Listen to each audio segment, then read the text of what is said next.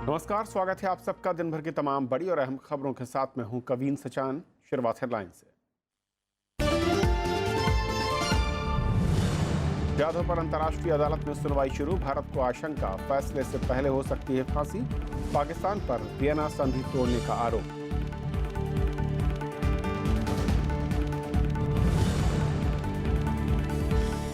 Supreme court में 3 तलाक के बाद निकाह हलाला और बहुविवाह पर भी होगी सुनवाई। नहीं मानी एक साथ सुनवाई की अपील। अवैध होने पर शादी और तलाक के लिए बनेगा कानून।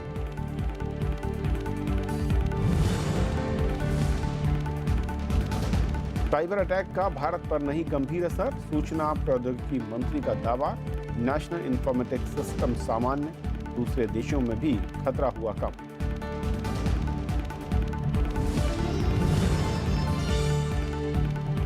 उत्तर प्रदेश की नई विधानसभा के पहले सत्र में भारी अवरोध। कानून व्यवस्था को लेकर आरोपों की बौछार। कार्यवाही कल तक।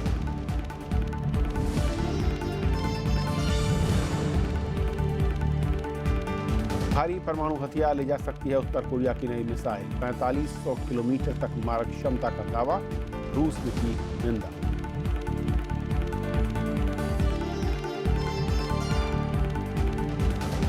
आइए देखते हैं पहली खबर।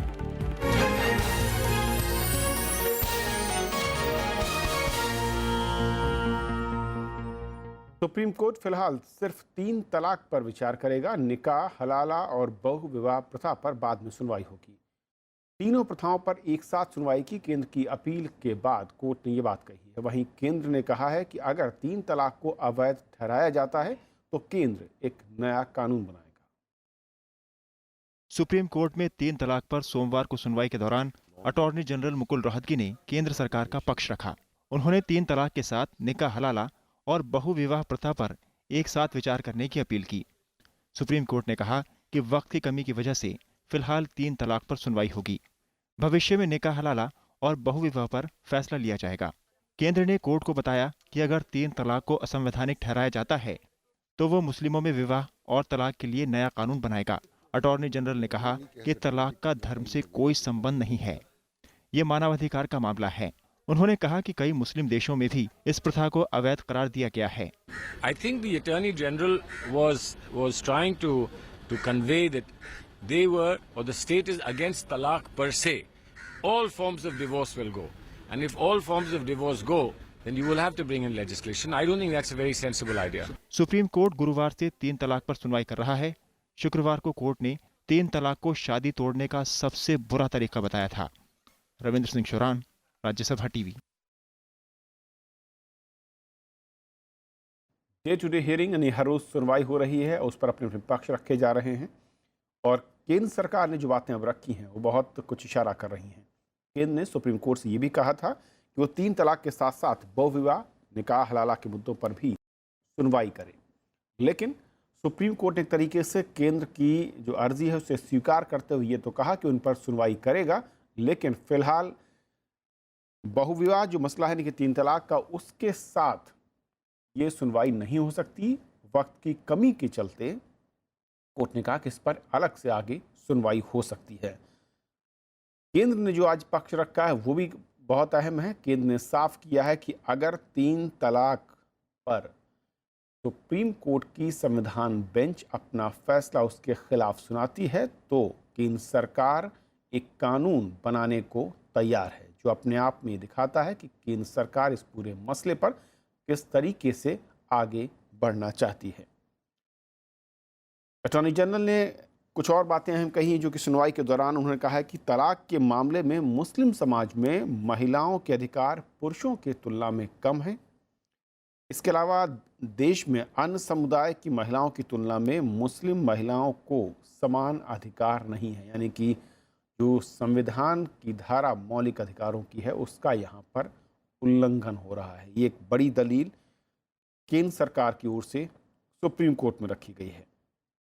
और साथ ही साथ विदेशों का जिक्र भी किया गया है, जिसमें कहा गया कि उन इस्लामिक देशों की महिलाओं के मुकाबले भारत में मुस्लिम समुदाय की महिलाओं के अधिकार कम है, जहां शादी और तलाक को लेकर रिफॉर्म के तौर पर कानून बनाए जाएं। और सुप्रीम कोर्ट में जिस तरीके से बातें या फिर मैं कहूँ कि चर्चा जो हो रही, सुनवाई हो रही, उसमें शादी तलाक को साफ तौर पर कहा गया है कि धर्म या फिर धार्मिक प्रथा से इसका कोई लेना देना नहीं है। ये केंद्र सरकार के वकील हैं, अटॉर्नी जनरल, उन्होंने कहा है। और किसी के जीवन को कैसे नियंत्रित करना है, ये साफ तौर पर इससे इनकार किया गया। कहा गया कि जो संवैधानिक अधिकार दिए गए हैं समाज के सभी वर्गों को, लोगों को, वो अधिकार उन्हें मिलने चाहिए। और जो 3 तलाक का मसला है, सुप्रीम कोर्ट में जी के मुताबिक वो महिलाओं के अधिकारों का उल्लंघन है। उनके बराबरी के अधिकार जो मौलिक अधिकार है वो उसको खत्म करता है। और इस मसले पर और बातचीत करने के लिए हमारे साथ बीजेपी की नेता शाजिया इल्मी हैं। शाजिया, आपका स्वागत है राज्यसभा टीवी पर। शाजिया, समझना चाहूँगा आपसे कि जिस तरीके से इस पूरे मसले पर 3 तलाक को लेकर डे टू डे हियरिंग चल रही है, हालांकि अब केंद्र की उस अपील को भी कोर्ट ने स्वीकार कर लिया है कि वहां पर बहुविवाह, निकाह और हलाला के मुद्दों पर भविष्य में चर्चा हो सकती है। लेकिन 3 तलाक पर ही अगर मैं फोकस करूं, केंद्र का ये बयान कि अगर कोर्ट 3 तलाक को अवैध ठहराती है तो एक नए कानून को सामने लाने यानी कि बनाने के लिए तैयार है। कैसे आप इसे देखती हैं? जी, मुझे लगता है एक बहुत ही ऐतिहासिक दौर से हम लोग गुजर रहे हैं, जब आखिरकार बहुत सालों की दुख और पीड़ा के बाद आखिरकार मुसलमान औरतों ने अपनी आवाज़ देश के सर्वोच्च न्यायालय तक पहुंचाई। और ऐसे पहुंचाई कि ख़ास एक बेंच इसके लिए बैठी है, गर्मियों की छुट्टियों को भुलाकर इस अहम मसले पर और बहुत जीदगी से पूरे 100% अटेंशन के साथ पहली बार मुसलमान महिलाओं की जो वाकई में ट्रिपल तलाक यानी कि तलाक बिद्दत को लेकर दुश्वारियां हैं उसको एड्रेस कर रही है। तो मुझे लगता है अपने आप में तारीखी वक्त है। लेकिन मैं कहना चाहूँ कि इसके साथ साथ कि आपको याद होगा शाह बानो मामले में क्या हुआ था। सुप्रीम कोर्ट का ही जजमेंट आया था और उसको रिवर्स किया था राजीव गांधी की सरकार ने, क्योंकि तब लगा था कि इससे वोट बैंक राजनीति को खतरा होगा। तो एक तरह से जो एक बहुत बुनियादी उसूल और जो एक गैर कुरानिक और गैर संवैधानिक सोच को बढ़ावा मिला वोट बैंक पॉलिटिक्स के लिए, उसको ख़त्म करने का और आखिरकार ऐसे इस्लाम की बात करने का जो कुरान सम्मत है, ना कि मुल्ला सम्मत है बल्कि कुरान सम्मत है, संविधान सम्मत है। आखिरकार उस सोच की बात की जा रही है। मैं आपको बता दूं कि जितने भी थियोक्रेटिक या इस्लामिक देश हैं, ज़्यादातर देशों में आप देखेंगे, जहां तक कि पाकिस्तान और बांग्लादेश भी, इजिप्ट, इराक, टूनीशिया, अल्जीरिया, मोरक्को, ये सब यहाँ पे शरिया ही चलती है, इस्लामिक कानून चलता है। यहाँ पे भी इंस्टेंट तलाक यानी कि तलाक बिद्दत बैंड है। इस तरह के तलाक को जायज़ नहीं करार दिया जाता है जो जो जो जो प्रचलित है हमारे देश में। जी, केंद्र का जो 2 दलीलें हैं आज की जो सुनवाई हुई हैं बहुत अहम है। उस पर एक चाहूँगा नज़र आपकी कि पहली चीज़ जो इस पूरे मसले को जो धर्म से अलग जोड़कर जो दलील है वो ये दलील कहती है कि मौलिक अधिकार जो समानता का, बराबरी का मौलिक अधिकार है, वो सीधे तौर पर 3 तलाक महिलाओं का हनन करता है। दूसरी बड़ी चीज़ जो उनके तर्क के पीछे है कि जो तमाम मुस्लिम देश हैं जिनका आपने भी जिक्र किया, वहाँ पर भी इस सिस्टम को छोड़ दिया गया, यानी कि अपने आप को नए सुधारों के साथ आगे बढ़ाया गया। तो ऐसे में कितनी संभावना आपको दिखती है कि जो बाकी लोग जो कहीं न कहीं इसका विरोध कर रहे थे धर्म के नाम पर, वो शायद उनको अब साथ खड़ा होना होगा, मजबूरी में कहें, इच्छा हो या ना हो? बिल्कुल आप सही कह रहे हैं और आपने बिल्कुल सही फरमाया कि इन देशों के साथ साथ भी जो मौलिक अधिकार है, जो संविधान समानता देती है, महिलाओं को बराबरी का हक देती है, दर्जा देती है आर्टिकल 14 के ज़रिए और भी पूरी सोच के ज़रिए, तो उससे ये इस तरह की सोच या जो इसको पर्सनल लॉ कहा जा रहा है या शरीयत का हिस्सा बताया जा रहा है, अव्वल तो ये कुरान का हिस्सा नहीं है, ये कुरानिक ही नहीं है। और दूसरी और ज़्यादा ज़रूरी बात कि देश का संविधान अगर सारे महिलाओं और पुरुषों को अधिकार बराबर के दे रहा है, तो ऐसे अधिकारों का हनन होता है इस तरह के कुरीति से।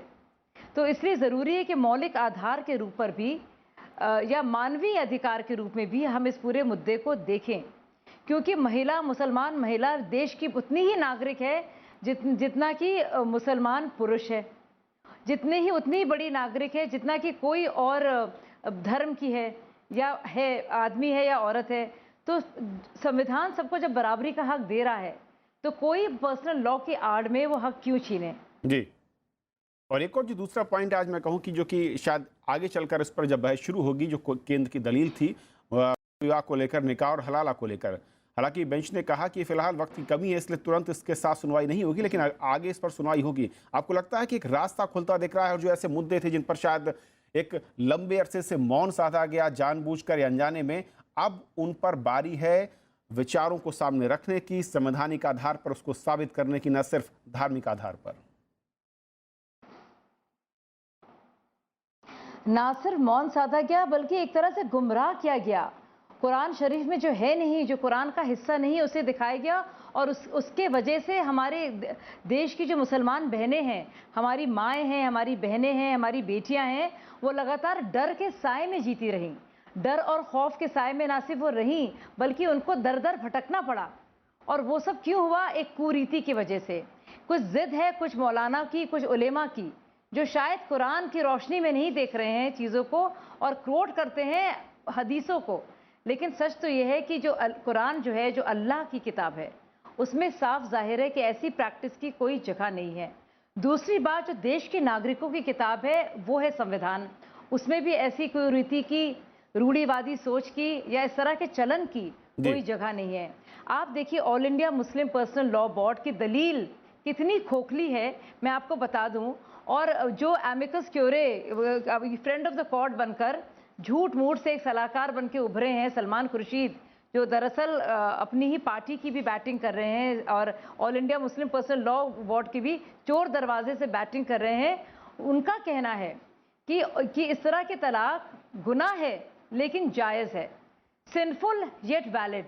अब आप कोई भी इंसान बताइए जो धर्म से जिसका ताल्लुक हो या जिसका संविधान से ताल्लुक हो या जिसका इंसानियत से ताल्लुक हो, कि कोई भी चीज़ जो गुनाह है, जो पाप है, वो जायज़ कैसे हो सकता है? जी, खुद सोचिए कितना बड़ा फ्लॉ है, कितनी बड़ी कमी है उनके तर्क में, बल्कि कुतर्क के तरह से वो पेश कर रहे हैं। उनकी वाहिद अकेली यही अपील है। तो ये सोचने वाली बात है कि क्यों कुछ इस जिद पर अड़े हुए हैं कुछ लोग, और इतनी ज़रूरी चीज़ जिससे औरतों को इंसाफ मिलेगा, उनकी ज़िंदगी बेहतर होगी, उनके बच्चों की परवरिश अच्छी होगी, उनके सर पर एक छत होगी। क्योंकि मेरे हिसाब से सिर्फ अबॉलिश करना काफ़ी नहीं है, एक सज़ा भी ऐसे पुरुषों को देना जो आए दिन छोटी सी बात पर SMS या ईमेल या व्हाट्सएप के ज़रिए अपनी बीवियों को बाहर फेंक देते हैं, दूसरी कभी शादी कर लेते हैं और अपने बच्चों का भी ख्याल नहीं रखते, और वो औरतें जो हैं भीख मांगने पर उतर आती हैं। बिल्कुल, बहुत सारी जरूरी कि सजा भी हो और मुआवजा भी औरतों को मिले। बिल्कुल, इस पर देखना होगा शाज़िया, वक्त की कमी, लेकिन जिस तरीके से सुप्रीम कोर्ट में सुनवाई, उसका जब फैसला होगा, उम्मीद करते हैं कि जो एक लंबा अरसा इस दर्द का या फिर शोषण का था वो शायद खत्म होगा और एक नई सुबह उन सब के लिए होगी। बहुत बहुत शुक्रिया आपका हमारे साथ जुड़ने के लिए। और ये थी पहली खबर, छोटा सा ब्रेक, और ब्रेक के उस पार दिन भर की दूसरी बड़ी खबर।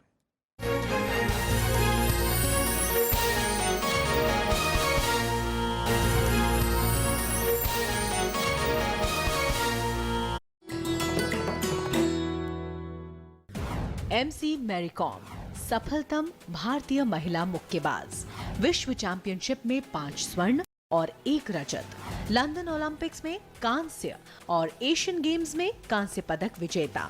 5 फीट 2 इंच लंबी मैरी को किया जाता है दुनिया की सफलतम महिला मुक्केबाजों में शुमार।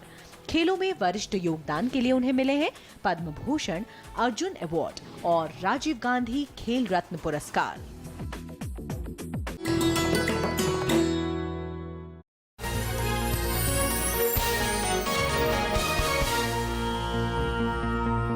भारत ने आज अंतर्राष्ट्रीय न्यायालय में आशंका जताई है कि सुनवाई पूरी होने से पहले ही कुलभूषण जाधव को पाकिस्तान में फांसी दी जा सकती है। भारत के वकील हरीश साल्वे ने कहा कि पाकिस्तान ने कुलभूषण जाधव के अवैध तरीके से उसे हिरासत में रखा गया है और कानूनी मदद उन्हें नहीं मिल रही और न ही राजनयिक संपर्क की इजाज़त है। जो वियना कन्वेंशन और मानवाधिकारों का उल्लंघन है। भारत ने कुलभूषण जाधव से मिलने और फांसी की सजा पर रोक लगाने की अपील की है। भारतीय नौसेना के पूर्व अधिकारी कुलभूषण जाधव की पाकिस्तान में मौत की सजा पर हैग स्थित अंतर्राष्ट्रीय न्यायालय में सोमवार को सुनवाई हुई। विदेश मंत्रालय के अधिकारी दीपक मित्तल और वीडी शर्मा ने मामले को प्रशासनिक रूप से पेश किया। उन्होंने कहा कि पाकिस्तान की कैद में बंद कुलभूषण जाधव को किसी भी प्रकार की कानूनी सहायता लेने से रोका गया। ये वियना कन्वेंशन और मानवीय परंपराओं के भी खिलाफ है। India was informed on 25 March 2016 that an Indian national was allegedly arrested on 3 March 2016. India, on that very day, sought consular access to the said individual. The request did not evoke any response. On 30 March 2016, India sent a reminder reiterating the request for consular access at the earliest. Despite a number of such reminders for consular access sent by India, there has been no response and all these requests fell on deaf ears. वहीं counsellor Harish Salve ने कानूनी रूप से भारत के पक्ष को रखा। उन्होंने कहा कि सुनवाई पूरी होने तक जाधव के खिलाफ मौत की सजा को रोका जाए। हरीश साल्वे ने कहा कि पाकिस्तान के रवैये से भारत को शक है कि कुलभूषण जाधव के मामले में तथ्यों को छुपाया जा रहा है। इस कारण वो अंतर्राष्ट्रीय न्यायालय में सुनवाई पूरी होने के पहले ही जाधव को फांसी दे सकता है। Availability of a right to seek a clemency is not relevant. This is particularly so in the facts and circumstances of the case, where any right to a petition for clemency is really illusory. It is therefore absolutely imperative that in order to prevent irreparable prejudice, this court would indicate provisional measures to be in place until such time as India's application can be heard and decided by this court. Bharat के वकील हरीश साल्वे ने कहा कि पाकिस्तान में हाल के दिनों में ऐसे 18 लोगों की अपील की अवधि पूरी होने के पहले फांसी पर चढ़ा दिया गया है। यही वजह है कि भारत की मांग है कि भारतीय अधिकारियों को जल्द से जल्द कुलभूषण जाधव से मिलने की इजाजत दी जाए। And therefore, sir, on behalf of the Republic of India, Mr. President and esteemed members of the court, I beseech you that please put in place, please indicate provisional measures that A, the government of Islamic Republic of Pakistan take all measures necessary to ensure that Kulbhushan Sudhir Jadhav is not executed. B, that the government of the Islamic Republic of Pakistan report to the Bharat ने ये भी कहा कि पाकिस्तान ऐसे मामलों में कई बार संयुक्त जांच की मांग करता है, जो महज दिखावा है। भारत ने कहा कि पाकिस्तान पहले संपर्क करने दे और बाद में संयुक्त जांच की पेशकश करे। भारत को उम्मीद है कि अंतर्राष्ट्रीय न्यायालय बेशर्त कुलभूषण जाधव से संपर्क और फैसले आने तक उनकी मौत की सजा स्थगित रखेगा। अखिलेश सुमन, राज्यसभा टीवी। उधर दलील शुरू होते ही पाकिस्तान को पहला झटका लगा। अंतर्राष्ट्रीय न्यायालय के अध्यक्ष रोनी अब्राहम ने पाकिस्तान को कुलभूषण जाधव का टेप चलाने से मना कर दिया और इसके बाद पाकिस्तान के प्रतिनिधि खबर कुरैशी ने अंतर्राष्ट्रीय न्यायालय में अपना पक्ष रखा। उन्होंने कहा कि कुलभूषण जाधव को फांसी देने के लिए पाकिस्तान में जल्दी नहीं है। उन्होंने बताया कि अभी भी कुलभूषण जाधव को अपील करने के लिए 150 दिन बचे हैं। पाकिस्तान ने दावा किया कि आतंकवादी होने की वजह से जाधव से मुलाकात की अनुमति नहीं दी गई।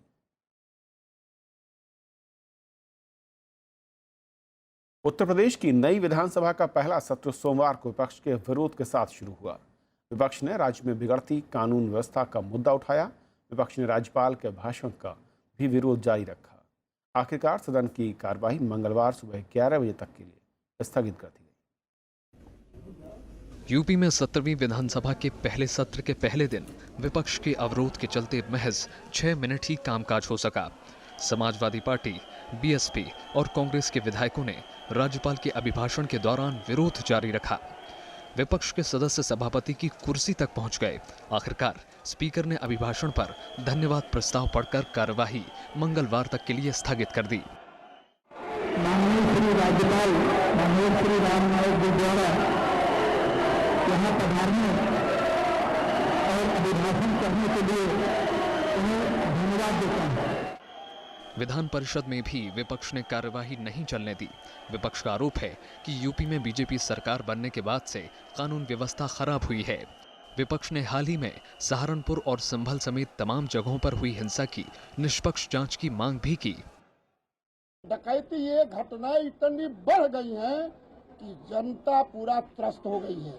किसानों के साथ बिल्कुल धोखा किया गया है। दलित, पिछड़े और मुसलमानों का घनघोर अपमान किया जा रहा है, उत्पीड़ित किया जा रहा है। ऐसे समय में राज्यपाल का अभिभाषण का जोरतोड़ विरोध से सभी दलों ने विरोध किया है। सहारनपुर में जहां एसएसपी सुरक्षित नहीं है, उनके घरों में भारतीय जनता पार्टी के सांसद के नेतृत्व में उनको बंधक बना लिया जाता है, उनका पैर तोड़ दिया जाता है। लेकिन सरकार ने अब तक कोई कार्रवाई न करके इस बात का संकेत दिया है कि उत्तर प्रदेश में कानून व्यवस्था नाम की कोई चीज आज बची नहीं रही है। इधर बीजेपी ने विपक्ष के रवैये पर निराशा जताते हुए कहा कि विपक्ष कानून व्यवस्था के मुद्दे पर आत्मनिरीक्षण करे। आज जो भी सदन के अंदर हुआ बहुत दुर्भाग्यपूर्ण है, बहुत निंदनीय है, जनता का अपमान है, लोकतंत्र का अपमान है। हम तो समाजवादी पार्टी और कांग्रेस और बसपा को इतना ही कहेंगे कि ये सरकार लंबे समय तक रहने वाली है, क्योंकि ये जनता की सरकार है। आदत डाल लीजिए, आदत पड़ जाएगी। विधानसभा का मौजूदा सत्र 22 मई तक चलेगा और इस बीच सदन की 6 बैठकें होंगी। इस दौरान जीएसटी बिल भी पेश होना है, लेकिन विपक्ष के रुख को देखते हुए सदन में कामकाज के आसार कम ही हैं। Bureau report, Rajya Sabha TV. देश की सबसे बड़ी साइबर सुरक्षा एजेंसी सर्टिन ने कहा है कि उसके पास रैंसमवेयर के अटैक की कोई औपचारिक शिकायत नहीं आई है। वहीं आईटी मंत्री रविशंकर प्रसाद ने कहा कि दुनिया भर में हुए साइबर अटैक का भारत में कोई गंभीर असर नहीं पड़ा। इधर खबर है कि आंध्र प्रदेश के 100 पुलिस स्टेशन और कुछ कंपनियों की साइट्स पर साइबर हमला हुआ है। वहीं पश्चिम बंगाल से ऐसे ही शिकायतें सामने आई। शुक्रवार को रूस और ब्रिटेन समेत 150 देशों में 2 लाख से ज़्यादा कंप्यूटर्स में हैकिंग हुई। रैंसमवेयर अटैक को अब तक का सबसे बड़ा साइबर हमला बताया जा रहा है। जो पैच सिक्योरिटी सिस्टम होता है उसको इंस्टॉल किया जाए, तो उसको इंस्टॉल करने से बहुत ही एक प्रकार से मजबूती मिली है। फिर भी आईटी विभाग, बाकी विभाग मिलकर इस पर पूरा नजर रखे हुए हैं और मुझे अभी तक इस बात का संतोष है कि भारत पर इसका कोई विशेष प्रभाव बहुत नहीं पड़ा है। लेकिन हमारी तैयारी, हमारी मॉनिटरिंग और हमारा कोऑर्डिनेशन तीनों चल रहा है। बिहार के मुख्यमंत्री नीतीश कुमार ने कहा है कि सरकार को राष्ट्रपति पद के चुनाव के लिए आम सहमति बनाने की कोशिश करनी चाहिए। उन्होंने कहा कि अभी तक यही परंपरा रही है। हालांकि उन्होंने ये भी कहा कि अगर सहमति नहीं बनती है तो विपक्ष को अपना उम्मीदवार उतारने का अधिकार है। नीतीश ने मौजूदा राष्ट्रपति प्रणब मुखर्जी की तारीफ करते हुए कहा कि वो निजी तौर पर उनको एक और मौका देने के पक्ष में है। नीतीश कुमार ने 2019 में होने वाले लोकसभा चुनाव में प्रधानमंत्री पद के उम्मीदवार बनने की संभावना से इनकार किया है। प्रधानमंत्री नरेंद्र मोदी ने देश में नदियों की स्थिति को लेकर चिंता जाहिर की है और नर्मदा नदी के संरक्षण के लिए उठाए जा रहे कदमों की तारीफ की। वो आज अमरकंटक में नर्मदा सेवा यात्रा के समापन कार्यक्रम में शामिल हुए। प्रधानमंत्री नरेंद्र मोदी सोमवार को मध्य प्रदेश के अमरकंटक में नर्मदा सेवा यात्रा के समापन कार्यक्रम में शामिल हुए। यहां उन्होंने नर्मदा मंदिर में विशेष पूजा अर्चना की। इस मौके पर प्रधानमंत्री नरेंद्र मोदी ने देश में नदियों की स्थिति पर चिंता जताई और उनके संरक्षण पर जोर दिया। हिंदुस्तान में कई नदियां हैं, नक्शे पर निशान है, पानी का नामो निशान नहीं है। नर्मदा सेवा यात्रा की सफलता, ये सफलता भी सरकार की ताकत के भरोसे नहीं हुआ है, ये जनता जनार्दन की ताकत के भरोसे हुआ। समारोह में मध्य प्रदेश सरकार की ओर से नर्मदा संरक्षण के लिए रोड मैप जारी किया गया। नदी की कैचमेंट एरिया में 6 करोड़ पौधे लगाने और किनारे बसे 18 शहरों में वाटर ट्रीटमेंट प्लांट बनाने का ऐलान किया गया। मध्य प्रदेश के मुख्यमंत्री शिवराज सिंह चौहान ने पिछले साल दिसंबर में नर्मदा सेवा यात्रा की शुरुआत की थी, जो कई शहरों और इलाकों से होते हुए नर्मदा उद्गम स्थल अमरकंटक में पूरी हुई है। Bureau report, Rajya Sabha TV. Odisha और मणिपुर में राज्यसभा की 2 सीटों पर उपचुनाव के लिए आज नामांकन का काम पूरा हो गया। ओडिशा में सत्ताधारी बीजेडी की ओर से आज प्रताप केशरी देव ने नामांकन किया। उनकी जीत पक्की मानी जा रही है। तो राज्य की 147 सदस्यों वाली विधानसभा में बीजेडी के 117 विधायक हैं। वहीं मणिपुर में बीजेपी के केबी सिंह और कांग्रेस के ई द्विजामणि के बीच मुकाबला है। नामांकन पत्रों की जांच कल होगी। जरूरत पड़ने पर 25 मई को मतदान होगा।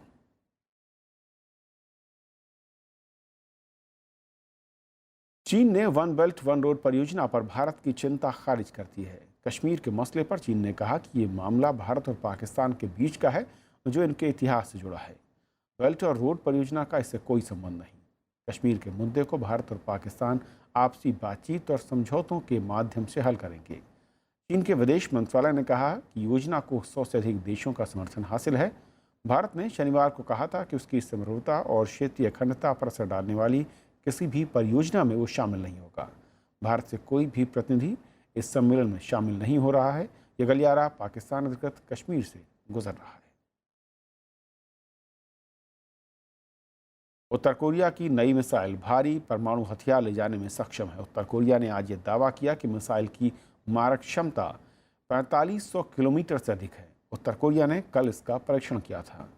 इस दौरान नेता किम जोंग उन भी मौजूद थे और पिछले साल की शुरुआत से उत्तर कोरिया अब तक दर्जनों मिसाइल परीक्षण कर चुका है। दक्षिण कोरिया के राष्ट्रपति मून जाए-इन ने इन परीक्षण की निंदा की है।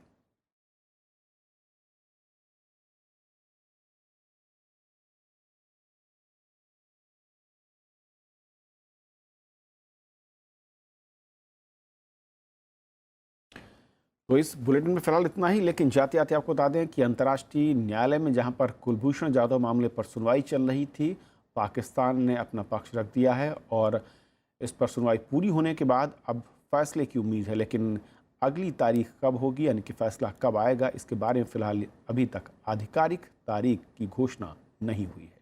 फिलहाल इतना ही। नमस्कार।